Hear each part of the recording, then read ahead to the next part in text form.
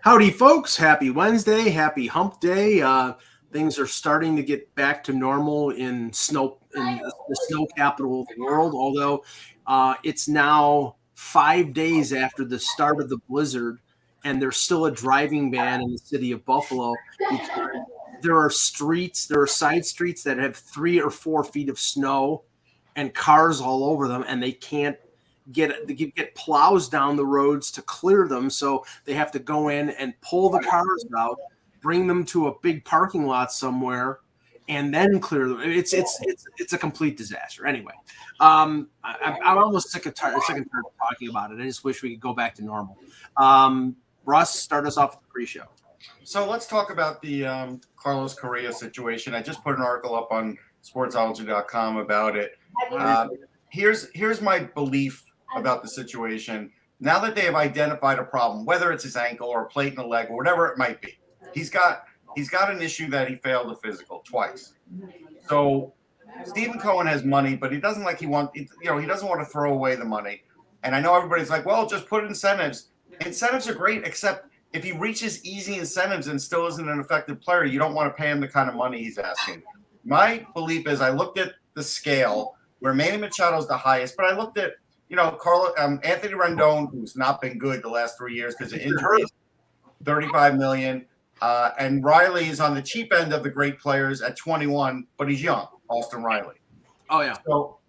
So I looked in the middle and I said, okay, what the Mets should do here is sign Correa to a 3-year deal for $25 million a year.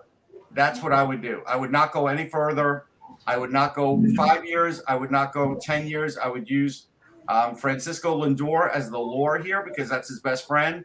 Because right now he has no leverage. There is no market for him right now. Well, have they vacated the deal? Is the deal now? Well, I mean, they haven't signed it, so it doesn't matter. Okay, so he's they're clearly renegotiating, right? And that's why there's been nothing on it for the last week and a half. So that's my feeling is there's no market for him. Like there just isn't. I mean, Kev, this is twice burned by he's damaged goods clearly, but Russ is right. I mean, he does want to play for the Mets. He bailed on the San Francisco Giants situation to sign with the Mets, and I'm pretty sure I think it was 1 year less and around the same AAV. This is a guy who's extremely talented, but if he's damaged, I mean, he really doesn't have a lot of leverage. What did he? Because he obviously got out of the contract in Minnesota. What was he getting paid there? He was in the 20s. I think it was like 25. Yeah, it's like 25 for 1 year. Yeah, it was a 3 year. He had 1 year left. No, it was a 3-year deal with an opt-out after one. Okay, so he's got 2 years left. So 3 years just gives him more money than he had in Minnesota. That seems like a logical compromise, especially given the fact that he has zero leverage because there's no one now. Like if the Giants and Mets have both turned him down, it's not like someone's going to come in and say, "Oh yeah, we'll give you $30 million." Right. For a lengthy period of time. So his only other option, Russ, is to go the Michael Conforto way. Have a surgery to correct whatever the problem is, and then hope you can come back during the year. But when you have a chance to get a 12-year deal, I mean, that might be gone now because. Oh, I think it's gone. I think the situation is he's probably not in need of that surgery right now, but they probably don't know when he would have to get that surgery performed. That's the issue.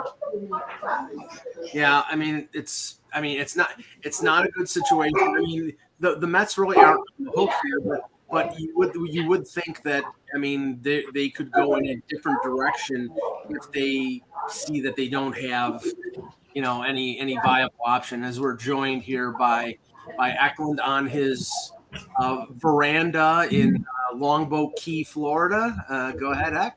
Very beautiful here. Very beautiful here. Sorry, Mike. Heck, I hate you. I'm stuck in a friggin' snowdrift, and you got palm trees in the background. I can't imagine the difference between my area and your area right now. Yeah, I'm sure. I mean, it's cold here. They were actually on the Weather Channel here. They said the wind chill would make it feel like it was 64.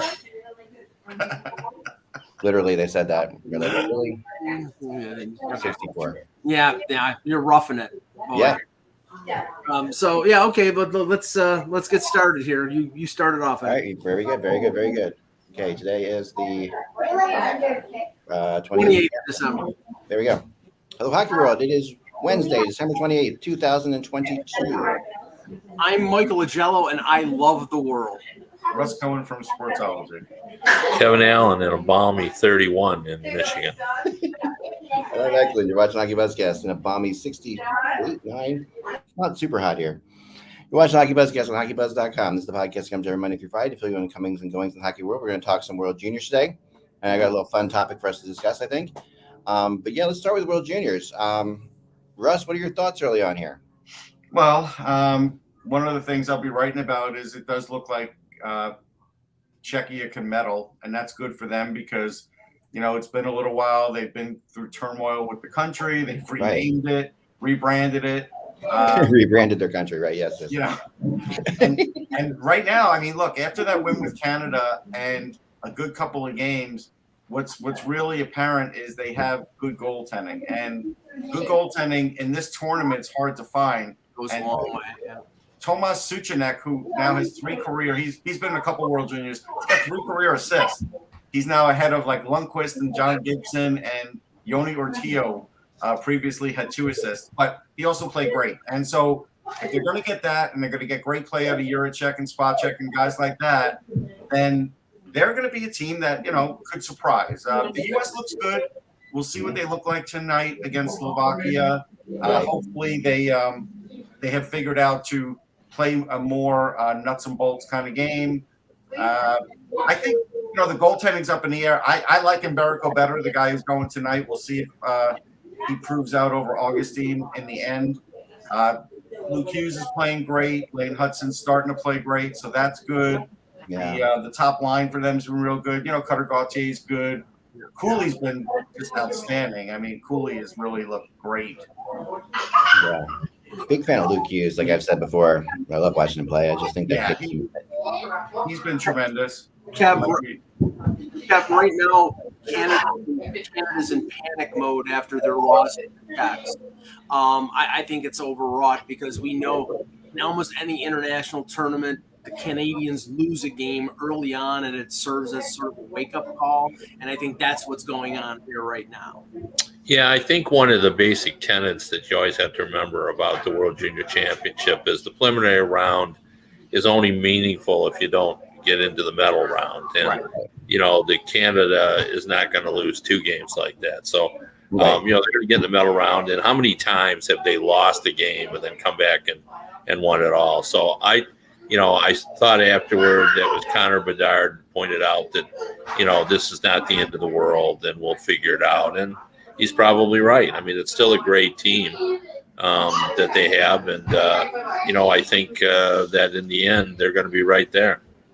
Yeah, I'll tell you what's bad, though. The take that had come out of Canada from some people, not from a lot, but from some, and some that were doing broadcasts was, don't do a Michigan if you're not going to win the game.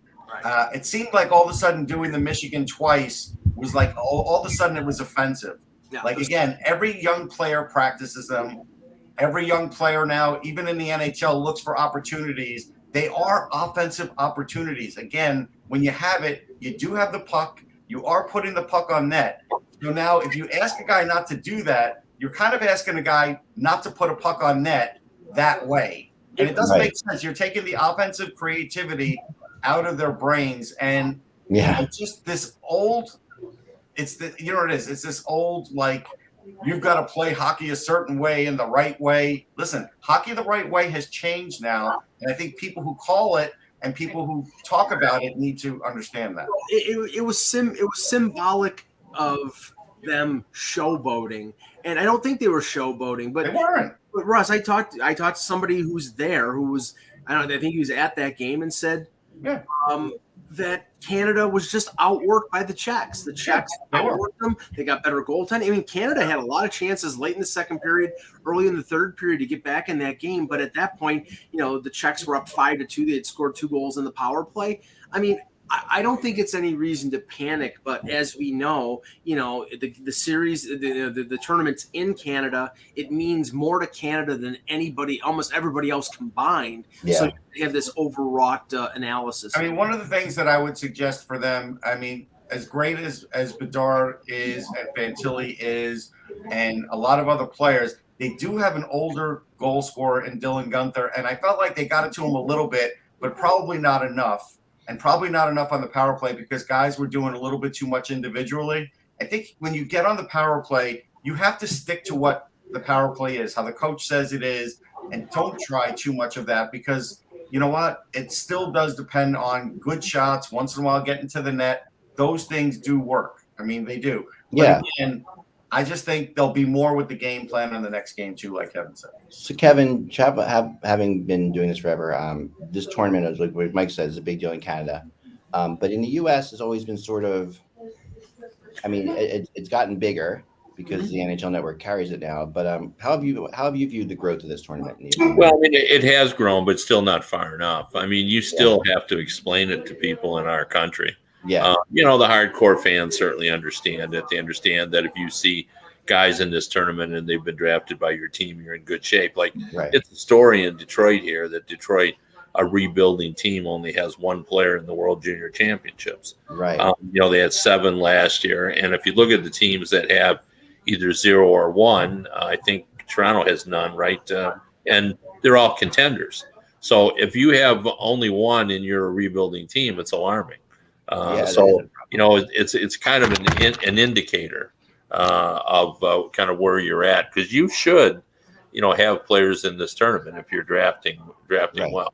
But it does depend on the coaches too, Kev. Like again, there are players that are on teams that didn't make it that are really good players, especially for Canada. Well, depending for sure. on what they want their team to look like. Well, I'll give you an example for that because, like you said, Kev, Toronto has no prospects in this tournament. Ty Voigt, who's was a 5th round pick of the Leafs last year, 19 years old, is leading the OHL in scoring, but he's not in the USHL. He's not playing for a U.S. college. He's playing in Canada. So Russ, remember Jeremy Bracco was playing with Kitchener, and as an 18-year-old, I think he was leading his team in scoring and didn't make Team USA. He didn't make it until he was knocking them over the head as a 19-year-old. I think there's a little bit of a prejudice that goes on with a player playing, like a Russian playing in Canada instead of playing in Russia. They don't choose that guy. A guy for the U.S. who's playing in the OHL doesn't get chosen. I mean, I would like to tell you that doesn't exist, but it does, and it's gotten a little better over the years. Like there used to be with the U.S. team, if they had players playing in like Canadian Hockey League, sometimes they wouldn't pick them. The U.S. has gotten better about it, but not everybody has. Right? No.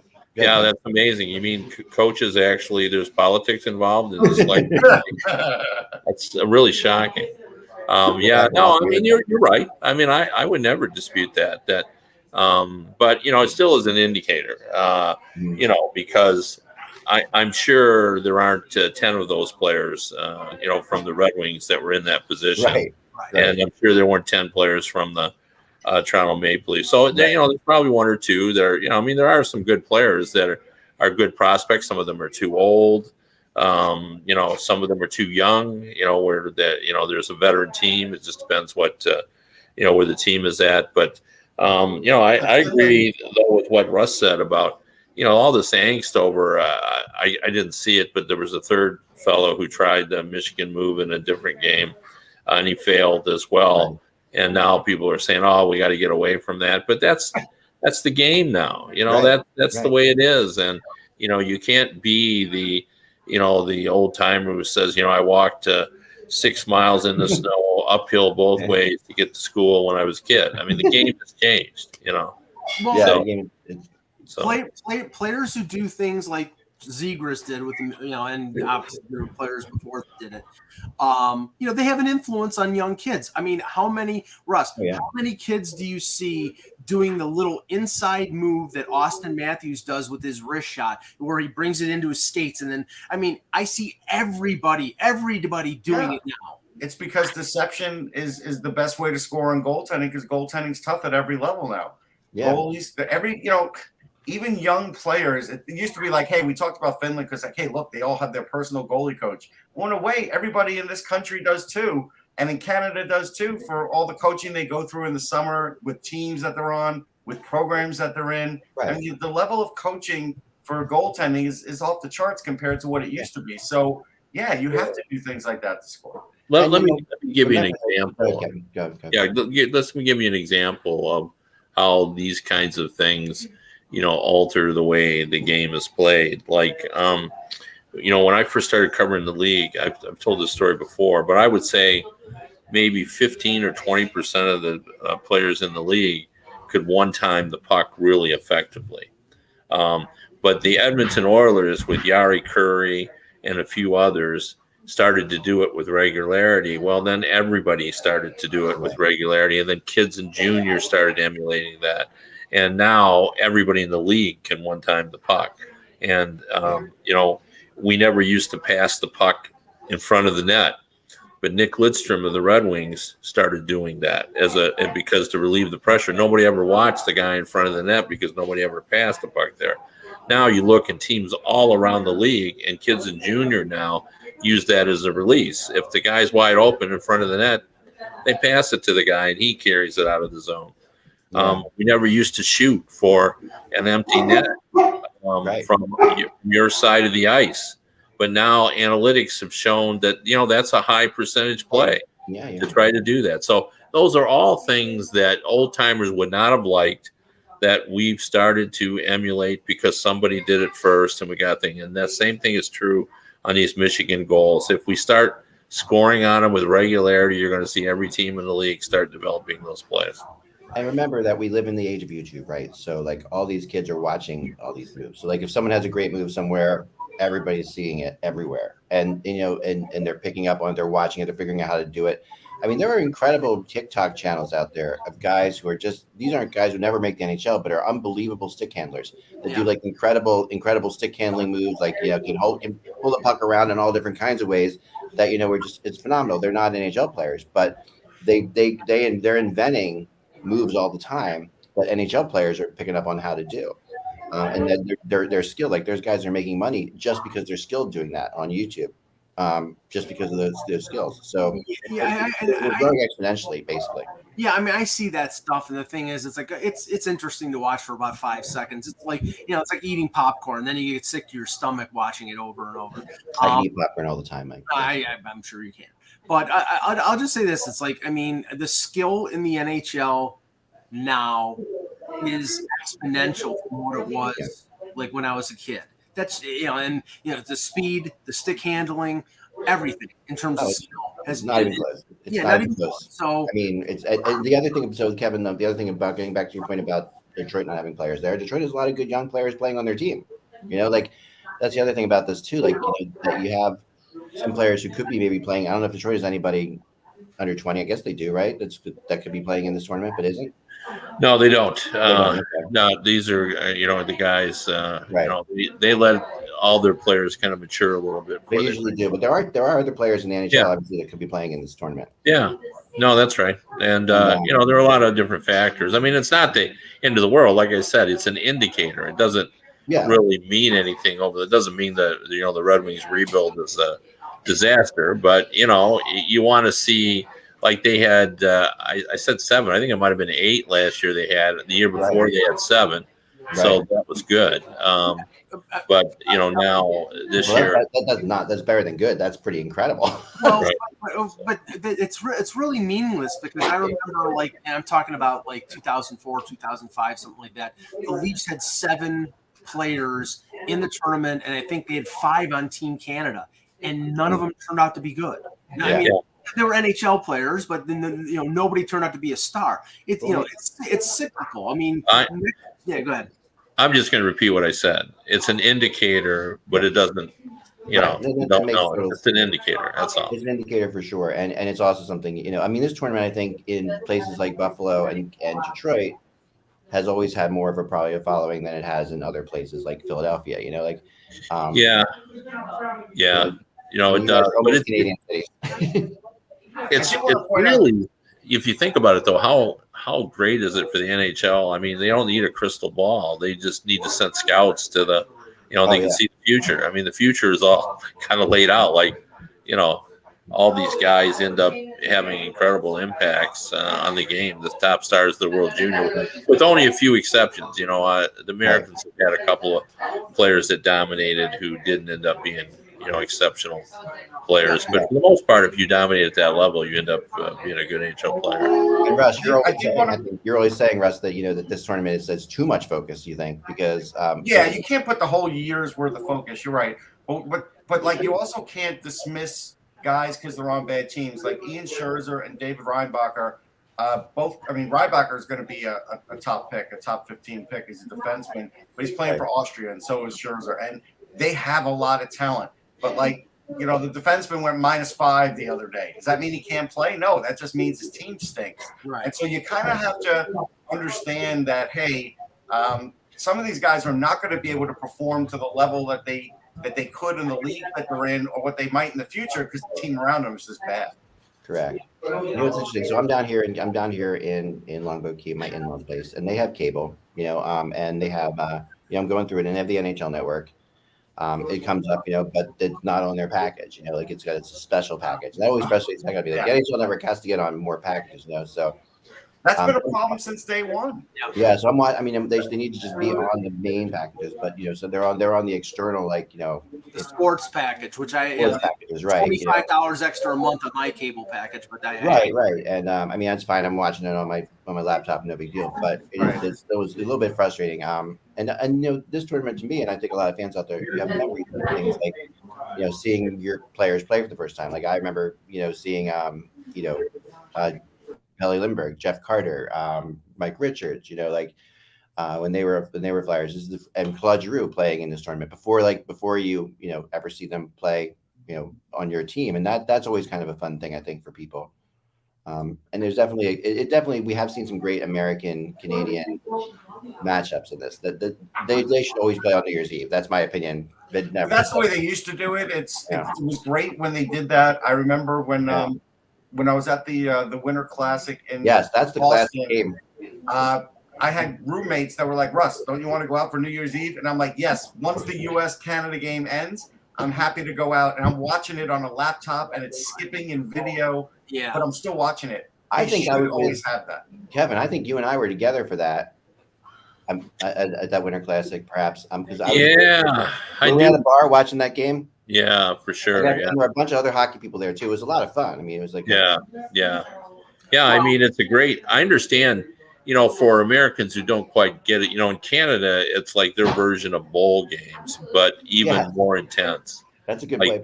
The viewership in Canada is amazing. The blanketing of the audience that they pull in. For a country of 30 million people, they get a ton of people watching. Kevin, it's even more. I mean, it's even more ridiculous in the sense that on TSN 1 on their main channel, they have the games and they're staggered, so you see all four of them, whatever they play during a day. On TSN 2, they're playing the Spengler Cup from Switzerland. So Canada's playing HC Davos and that gets ratings too. I mean, they're just a hockey mad country, and I get it because I'll tell you what's funny too. When the Winter Classic was here in Philly at Citizens Bank, when the media day ended, they had a TV in the corner and the US was playing Canada, and I went and sat down and watched. I was like the only one, and then all of a sudden Doc Emmerich walks up to me and goes, do you mind if I sit next to you and watch this game? And I'm like, no, of course. Russ, it was just, no matter what, I would watch that game. It doesn't matter what's going on in the world. Russ, when we were at the Centennial going in Toronto for the Centennial Classic, we were watching the U.S. versus Canada on New Year's Eve at Buffalo Wild Wings. Yep. And then in 2018, when they had that outdoor. Now, thank the Lord that the World Junior was not in Buffalo for this tournament this year, because imagine playing the outdoor game U.S. versus Canada in the snow belt. That game would have never been played. Yeah, there's no way. Yeah, well, it still doesn't really work really, really well in any place except Canada. Buffalo did a pretty good job. I felt there was a lot because we can get the Canadians to come over, and Yeah. North Dakota, we had some Canadians as well. But Yeah, North Dakota, I felt like did a decent job. I actually think the outdoor game hurt the tournament in Buffalo because everybody waited for that game. They spent their money on tickets for that game, and there was 40,000 people. But the big complaint was nobody's showing up in Buffalo for Czech versus Finland. I mean, I was in the press box, but the reason was everybody wanted to go to U.S. versus Canada. That was the game they wanted to see. Yeah, but Buffalo wasn't bad. I mean, when they've held them in some European sites, there were more media than fans. Oh yeah. So they, it's not like, they were pretty smart to go to Canada every other year to, get the good, gate from that, because this is a, pretty big event for the IHF when it's in Canada. Yeah, this makes a lot of money for everybody involved. Before we get well, I was going to say before we. Go ahead, Mike. Before we get to the rumors, which are I'm really interested to talk about, I just wanted to talk about a couple games from last night. And Russ, you wanted to talk about Rangers Capitals because I saw a 4-0 shutout for the Caps, and like we were saying, they're getting Wilson back, they're getting Backstrom back. This is a team that might be able to make the playoffs, and if they get those guys back, maybe throw a scare into some teams. Yeah, this is why I think that right now with the East, I think the East is going to stay the way it is, and teams may just shuffle in and out. But I think the teams that are in it now are going to be the teams that are in it at the end. I mean, Shesterkin actually made some amazing saves in that game, but his team offensively just couldn't find the net. Now, I will give Kepler some credit, Darcy Kepler, and look, I mean, he has won a Stanley Cup. He is doing well. I think, we do have to give him credit that he could probably do more than the goaltending did for the Caps last year and be that, little extra that they needed. And look, the Caps are missing players, but they played really, really well. Like, they were right on top of their game, and I don't think they missed a beat. Anthony Mantha now has a bigger role, and he was getting to the net. Ovechkin didn't even score, at least when I was watching, and it didn't matter. Yeah. Oh, no. Go ahead, Kev. Well, I was just going to say, it's amazing about the Capitals is everybody's talking about their improved defensive play. But I did a piece on them this morning, and if you look it up, and they won out of this 9 out of 10, they've averaged in 8 of those games, they've scored 4 or more goals.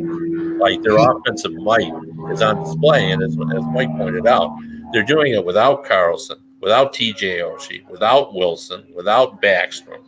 And they're scoring a ton of goals. And Ovechkin isn't filling it up every night. Not that he's been bad, not at all.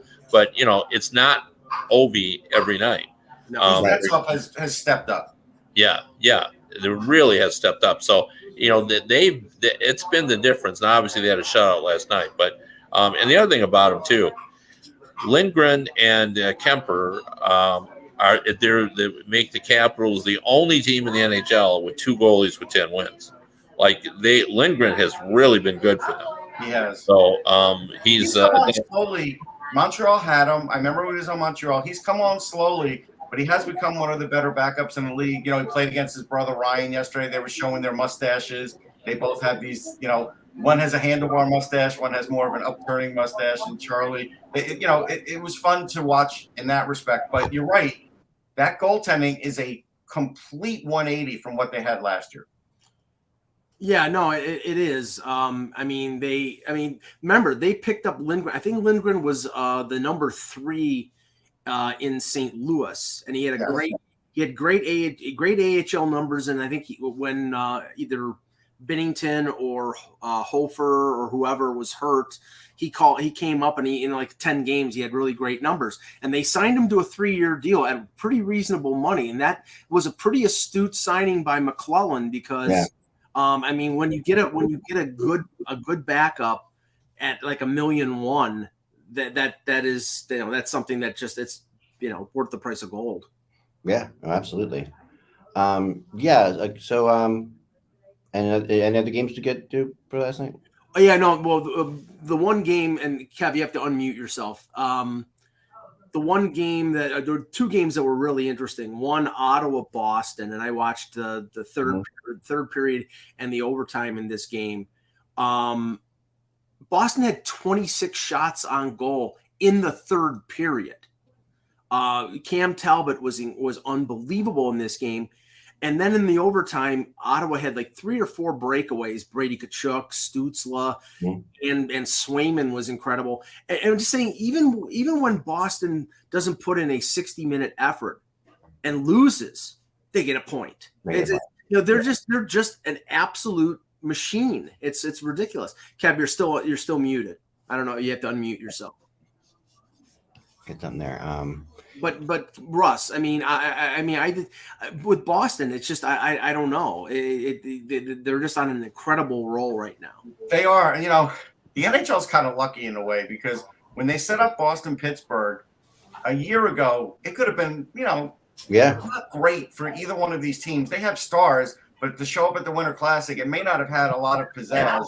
And right now, they're both playoff teams with these stars. And they really do have a lot of pizzazz, and Boston's really showing it off. And Mike and I were talking offline.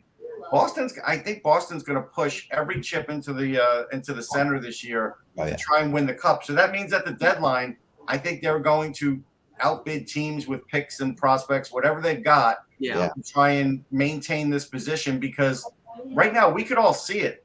No team's close to them at the moment. Now that doesn't mean things won't change when the playoffs happen, but at the moment, nobody's really close to the way they're playing. I mean, I'm not saying they have a 1-year window and then they're just going to fall off the planet, but we don't know what Bergeron's plans are past this year. We don't know what Krejci's plans are past this year. Pasternak is in a walk year and he's having an incredible season.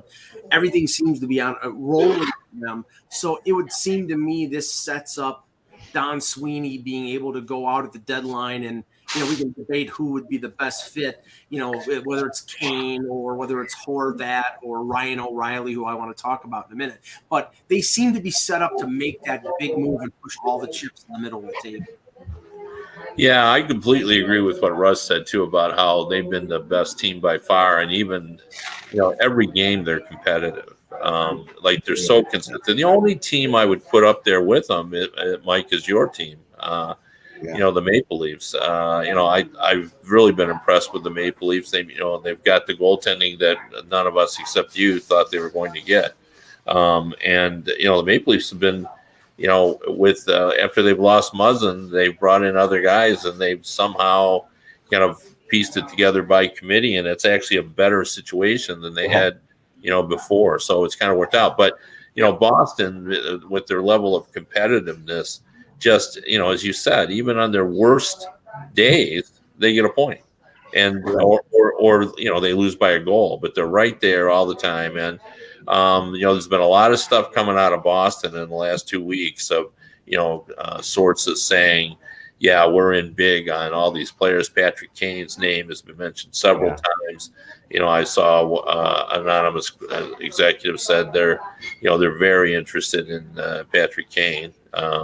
And so, if they're in on Kane, like that will just add more. And I don't think it's a 1-year window, too. I don't believe for a minute that Bergeron is retiring this summer. He's in the Joe Thornton territory, where, he's going to sign, 1-year deals for, pretty good amounts of money. And then, sort of say, I'm going to talk it over with my family, but, he's coming back. Like, I feel strongly that he's coming back next year. Yeah, I agree with you. I was going to say the same thing. And Krejci probably too. Honestly, maybe as well as they're playing, why would they not? Why would they not come back? The best indication of what a good time the Bruins are having. There was a great story that came out of Boston during the holiday break when Pasternak was interviewed for why he's off to such an incredible start, and he told this funny story about, I don't know if you saw it, where he basically said, well, I'm shooting because Krejci won't. Krejci simply won't shoot. So I can shoot more because he won't shoot. He just wants to pass. And the fact that he could rib this, player who's playing at a really high level, just shows you, where that team is at and how they're feeling about themselves. You can just get a sense when the chemistry of the team is right. And it's really right now. And that's why I think while some people are worried about Pasternak, I think they're going to get this done. I do too. I'm not really worried about it. Yeah, I think they'll figure it out. Like, he wants to be paid. And, who can blame him? Right. Yeah. And the thing is that like, and we've said this before. Once Charlie McAvoy got the $9.5 million, then the ethic of you've got to take less to play with the Bruins, like what Bergeron did, what Krejci did, what Marchand did. That's over with. He's gonna get paid. He should get paid. But what Kevin said leads into the rumors because with the Leafs, the report came out yesterday that Morgan Rielly is nearing a return, probably be back either later this week or next week. Same thing with Rasmus Sandin. At that point, the Leafs have 8 healthy NHL defensemen. And I'm telling you right now, if that stays the same, if there isn't any kind of significant injury, they're not trading for a blue liner at the deadline. They're trading for a forward because they probably need they may need a left wing to play with Marner and Tavares, but more than likely it could be a top 9 guy, some physical guy. But right now, I'm telling you, they're not going to upset the apple cart when it comes to their defense. Playing Sandin and Liljegren as many minutes as they did, I think convinced the organization that those guys are top 4 defensemen. For sure. They don't need to go out and spend big money and trade for a Gostisbehere or a Klingberg or whoever's out there. I think they're happy with their top 8. It's going to be all forward. And the guy that they played last night, Elliot Friedman, started to mention Ryan O'Reilly in connection with the Leafs. It would be a hefty price to pay. Yeah. But boy, what he brings to the table, that's exactly what Toronto needs. Yeah, they definitely, like, the one thing I was arguing with Mike offline is, though, a team like Boston, Colorado, other teams are going to try and outbid the Leafs and have the assets to do it. Mm-hmm. And I think there's a line that the Leafs aren't going to cross that these other teams will, and that's the only reason I'm not sure he's going to get there. And Russ might be right, Kev, but here's Boston. I think Boston's looking for a scorer. I don't think that O'Reilly is a two-way guy. He fits Boston's workman-like ethic. I think he'd fit in perfectly, but I don't think that they need that. I think they need a finisher besides Pasternak. So that's why Kane makes a lot of sense. You tell me, with the stuff that went on with Ryan O'Reilly in Colorado, even though it was a different administration at the time, do you think he has no move or no trade protection? Do you think there's any way that he says, I'm going to Colorado? I think he tells Doug Armstrong, I'm not reporting if you trade me. I don't think so, Mike. Well, Russ, he signed an offer sheet. I understand. That's water under the bridge. If he's moving away from the cup, you don't think he's going there? It's not for a short term. I'm with Russ, but anyway, I'm unconvinced that they're going to move him. He's 31 years old. The Blues, have cast their lot. We'll see. I mean, if the price is high enough, then. Yeah, of course they'll move them, but because you would always do that. But the Blues still see themselves as a contending team. Yeah, they do. So I don't, I talked to another GM about this, and he just said too. He said he was kind of a little bit surprised about all the buzz about that. He said I didn't see the Blues. He said now maybe I'm wrong. Maybe there's something going on there that maybe negotiations aren't going well or.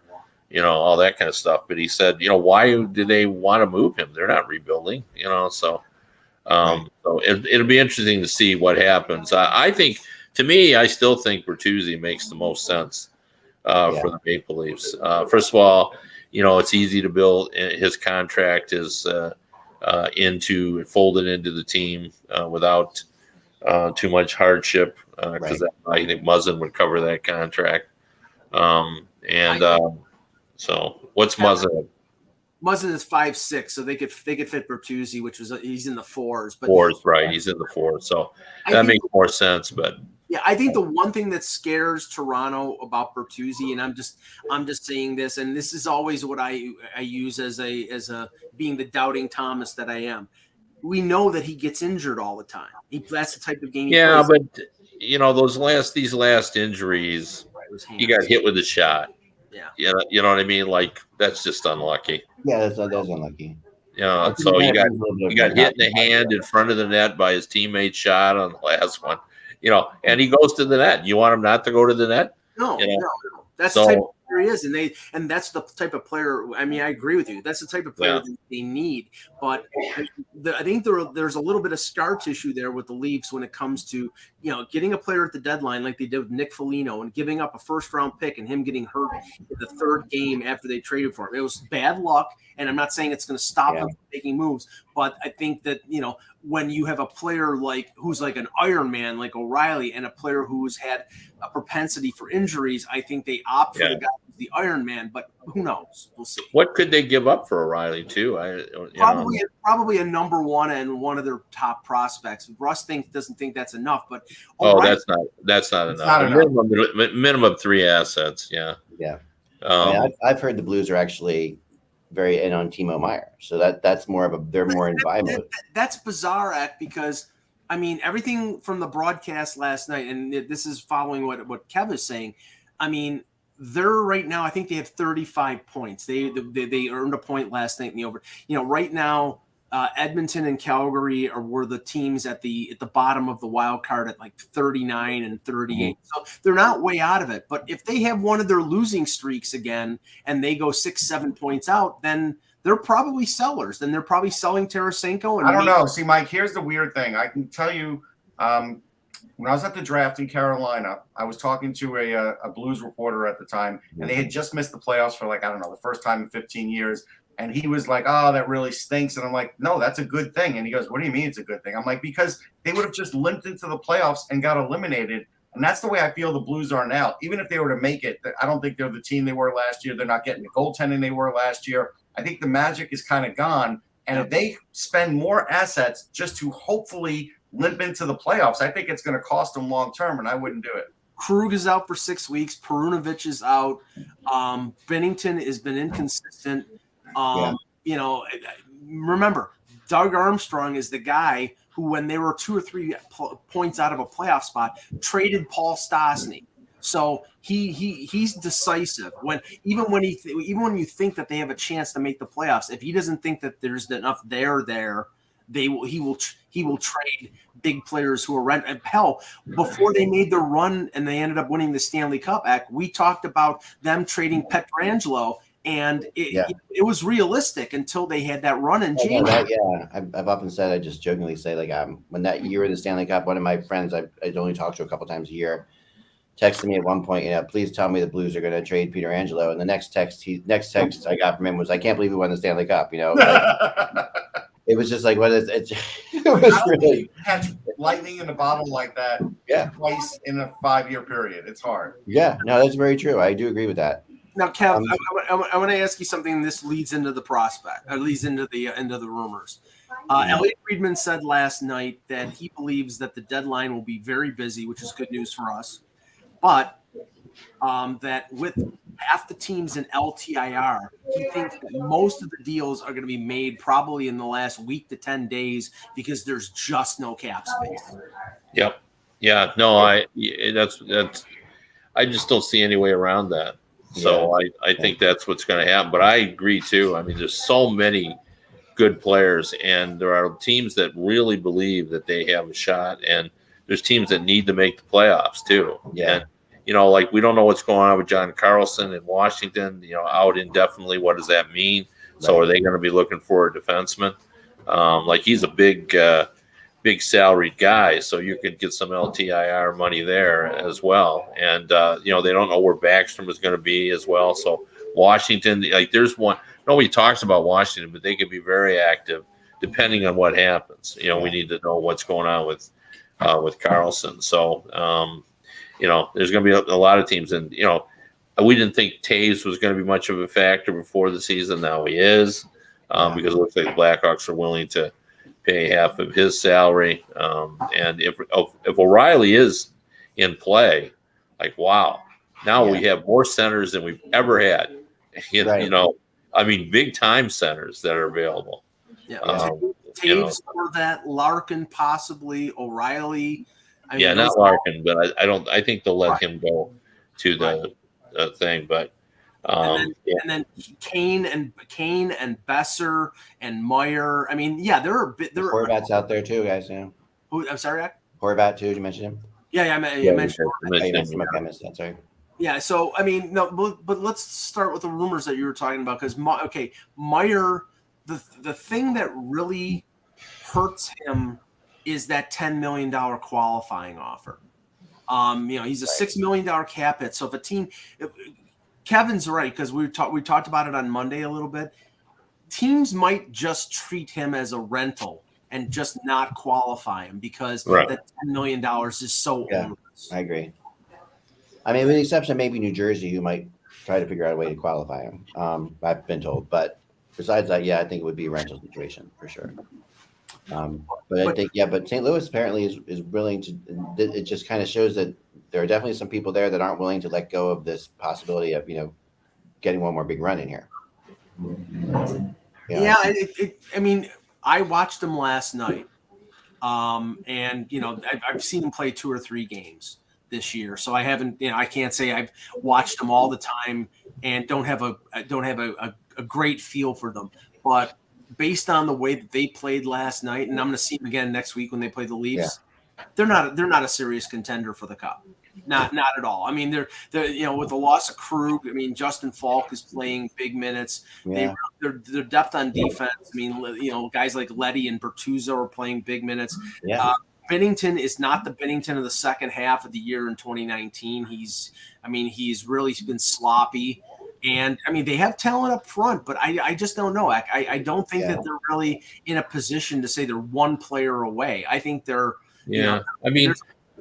but don't you think, Mike, one of the mistakes we make in the media is, immediately as soon as we identify a team as well, they're not a serious contender, we just act like they're immediately going to go into a sell-off mode. And that's not what happens in the real world. No, that's true.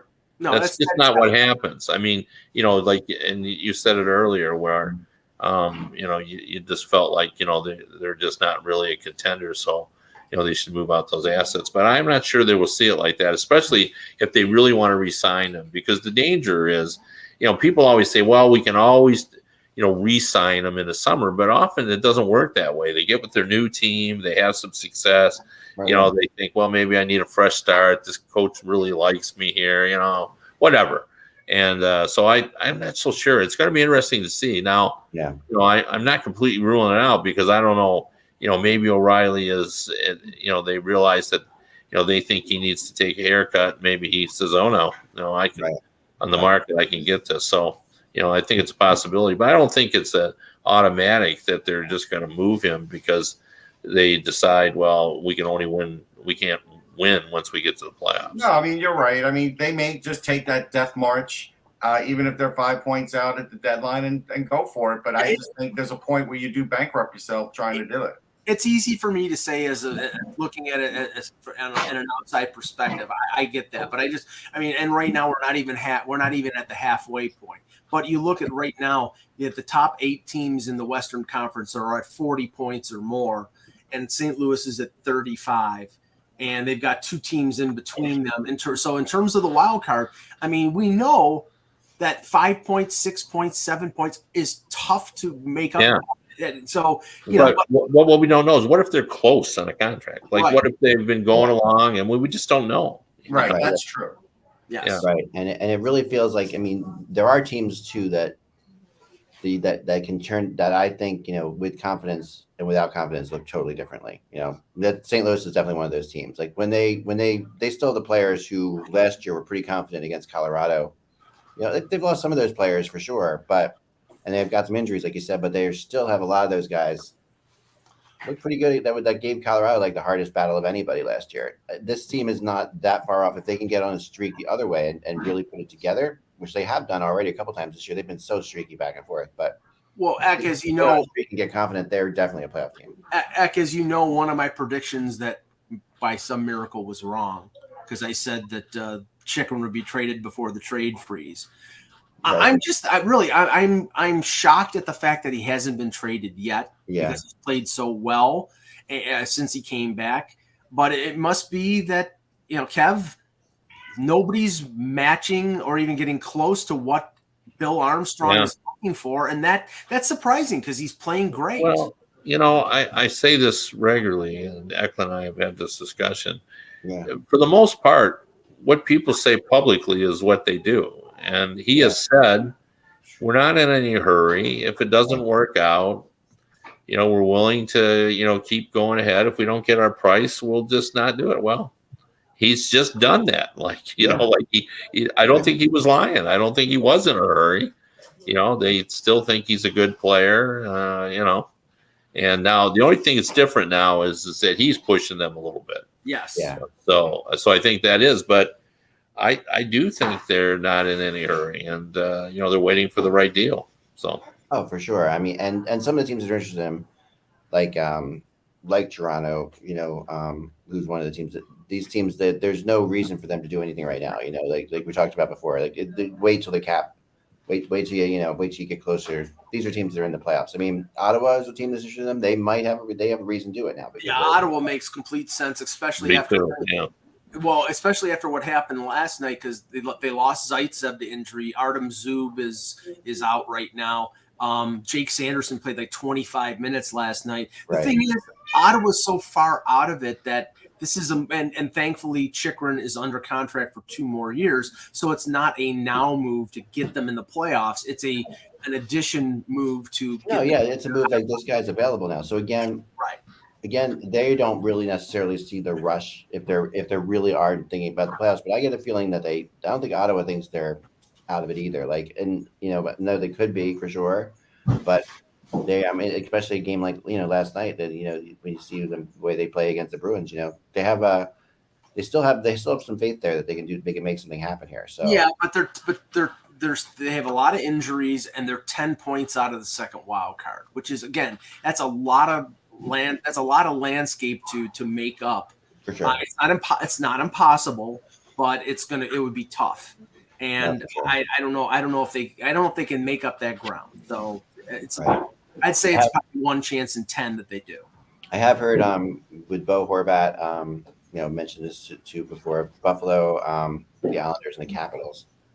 All 3 of those teams, and like you mentioned, the Capitals are an interesting team to look out for with trades. I mean, Bo Horvat's an interesting place for him. Yeah, although I think if Backstrom is good, then I don't think the premium, it wouldn't necessarily have to be a center. They could, add their defense, even if Carlson was coming back, can always use an upgrade. But yeah. I mean, especially if they say Carlson is out long term, then a guy like Gostisbehere or Shattenkirk from Anaheim or Klingberg might make more sense because they're all power play quarterbacks. And if Carlson's out for a long time, you're going to need, need that guy. I would wonder if Carlson's out for a long time if they wouldn't explore Erik Karlsson in Washington. Too much money. Yeah, it's the 4. It's not even the money. It's the 4 years. Well, but I meant money at 4 years. Money and 4 years, yeah. Yeah, that's the thing. They've got too many guys that are making too big of money. So he's making a lot of money, but if he's making half that money, it does change it. So. Right, but that's the thing. It's like if the NHL in their collective bargaining agreement had it where you could retain money on a contract for 1 year out of the 5 years that was, or 4 years that was, or 5 years that was left, then I think Karlsson could get moved. But the problem is that if San Jose retains half, they retain half for the rest of the contract, and and they're not going to get anything, even though he's a great player, because he's an injury waiting to happen. Russ, you're muted. Russ, you're muted. Yeah, they're not going to get enough work to eat half that contract. They will get something good though, Mike. They will. Yeah. But 11-5. That's onerous. Here's what I want to say about Karlsson. Based on what Laviolette said, and thinking he might only be out a week, and he can come back with a face mask on. That seems like Karlsson's style. I wouldn't be shocked if that happens. Russ, you wanted to talk about the Carter Hart situation? Yeah, because Carter Hart, we knew got banged up before the break, and Anthony Sanfilippo reported that it was a mild concussion. Okay, there's a couple things. There's no such thing anymore unless you're going to give out the grade of a mild concussion, because once you have a concussion, there's certain things you can and shouldn't do. Right. I've had some, so I know, and a really bad one. One that kept me out of work for a month and kept me in bed for 3-4 weeks. The thing about it is, I understand why he practiced the other day, to see where he was at, whatever. And Torts, if he wants to say, hey, he thinks he's all right because he's spoken to him, fine. But the thing is, why he was out there today after he got put on IR, was still out on the ice, just showed the lack of communication that's really going on with the Flyers. And, again, it's like, well, it's precautionary because, we're on this trip and we don't want to take him on the trip. But we all know you shouldn't be flying if you have a concussion. So there obviously, unless he showed that he didn't have a concussion, he wasn't going to get flown on this West Coast trip. You just wouldn't do it. So, again, there's some things going on in Philly where the right hand doesn't know what the left's doing, as my grandmother would say. And that's going to cause problems with the front office for sure, with him and Torts at some point. Well, I don't think Torts has anything called tank in his vocabulary. No, he doesn't. And I think the Flyers are like, if Carter Hart's hurt, take your time getting back. Right. There's no point, right? Because he's going to win games for them that they shouldn't win. And but he's already playing too many games. He's at the top of the league with 27 games played. The guy's never played over 42 games. My limit for him is 55 games. If you play him over 55 games on a bad team with his injury history and stuff, it doesn't make sense to me. Yeah. Put my penchant to wanting a team to tank aside. Carter Hart is the most important player on the Philadelphia Flyers right now. And for the next several years. For the next several years. And right now, this team is going nowhere. And the biggest concern for them right now is the health of Carter Hart. You're not making the playoffs. Make sure he's 100% before he gets in, and you have the fringe benefit of having a season where you could get Connor Bedard or Adam Fantilli. That's what I'm saying. It's like, it makes no sense for them to go. I understand players, I understand coaches wanting to go all out to win, but when you're risking the health of a player and really there's no benefit for you in terms of making the playoffs because you're not going to do it, why are you doing this? It just makes no sense why he was on the ice today. I get the first time. Today, it made no sense. Yeah, but you can't. I agree with you, Russ. He shouldn't be on the ice. But I'm just saying, sometimes the player himself, you don't want to. You're trying to keep Carter Hart because he's so important to the team, and then you tell him, well, you can't play, even though he thinks he can. There are some issues. Yeah, for sure. It's not cut and dry to. So, but if he's still in concussion protocol, he shouldn't be out there. They didn't say he's in protocol. That's the funny thing. They didn't, I guess, because when you don't have games and you have a concussion, but there are no games, there is no protocol. That's my guessing. No, no. Seems like a gray area.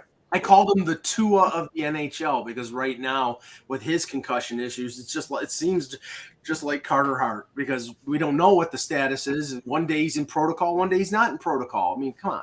It's right. Some people are laughing in the locker room about Hudobin, who's playing right now in the AHL and playing really well. Why would they laugh about that? I honestly do feel that he's going to be moved. If he keeps playing like this, there's no reason in the world a team shouldn't take. What's the salary? That really will dictate. 3.33. Yeah. So if they keep some of that salary to move him, the whole purpose of moving. Right now because he's been buried in the AHL. A little over $1 million is already off the cap. So they would have to if they have to retain 50% to move him. There's really no benefit for them. If they could unload him on some team that is looking for a goal, and he's a UFA at the end of the year. So I don't know. Tony Soprano has been ringing the bell when it comes to Khudobin for about 2 months. I just don't think it's realistic unless somebody. Here's the thing. There's going to be a team. Yeah. That's the contender is going to lose a goalie or two. Yes. And between now and the deadline, they would have to be really desperate in a sense to say this is better than anybody we have, because for over a year there hasn't been a team willing to say that, or because of the contract that's kept him there. But we still really don't know. Other than that year, is he really a number one? He had his 1 year, and I think that's the question about Khudobin that maybe is hard to get him to move, to another team. No, there's no question that people, but he is a good goalie beyond that 1 year. But he's a great goalie, no question. He was a great goalie that 1 year for sure. But he's not. Playoff success matters a lot. He's not a number one, but for a team that might be desperate, they lose their goaltender. I mean, right now in the AHL, he's 10-3-3 with a 2.43 goals against and a 919 save percentage. Those are very respectable numbers. Yeah. And the team has cap space. Like if I'm the Buffalo Sabres, I would trade for Anton Khudobin right now because you don't want to be playing Pekka Luukkonen in the NHL when he's not ready. But I don't think the Sabres are going to do that because I don't think they want to spend the money in a year where they're not going to make the playoffs.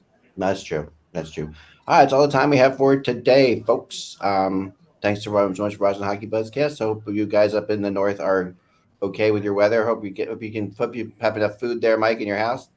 I always have enough food. It's 46 degrees at home, so you're not. It's fine. The weather's all right. Kevin, enjoy family and holidays. Yep, absolutely. Tomorrow's our family Christmas. So very nice, very nice. And remember, without the buzz, it is just hockey. We will talk to you tomorrow. Let it snow. Let it snow. Let it snow.